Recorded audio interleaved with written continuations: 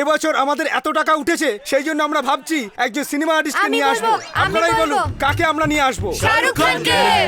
শান্ত শান্ত শান্ত। আমি আপনারা যদি বলেন তাহলে শাহরুখ খানকে এখানে আনতে পারি, কিন্তু 20,000 টাকা তাকে দিতে হবে। 20,000 টাকা আরে কেন? মুম্বাই থেকে এখানে প্লেন ভাড়া। আপনাদের কোন মেকআপে শাহরুখ খানকে লাগবে সেটা বলে দিন ব্যাস।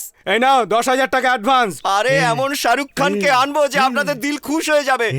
আপনারা শুধু বলুন শাহরুখের মতো দেখতে হলেই চলবে তো?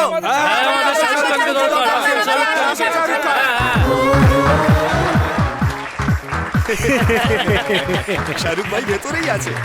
আসুন আসুন আসুন, আপনাদের প্রিয় শাহরুখ খান এখন আপনাদের সামনে আপনাদের পছন্দের গান গেয়ে শোনাবেন।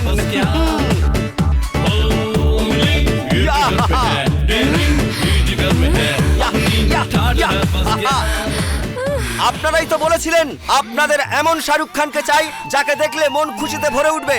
এই দেখুন আপনাদের শাহরুখ।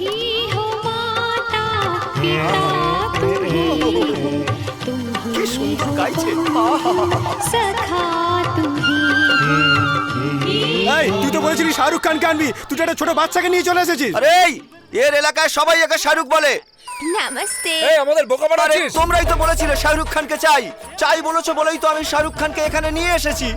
এখন তোমরা যদি তোমাদের মত পাল্টে, আরে বাবা রে, সব কি বের করছো তোমরা? আমরা বুঝিয়ে দিচ্ছি আসল শাহরুখ খান কে হয়। দাঁড়া দেখাচ্ছি তোকে মজা।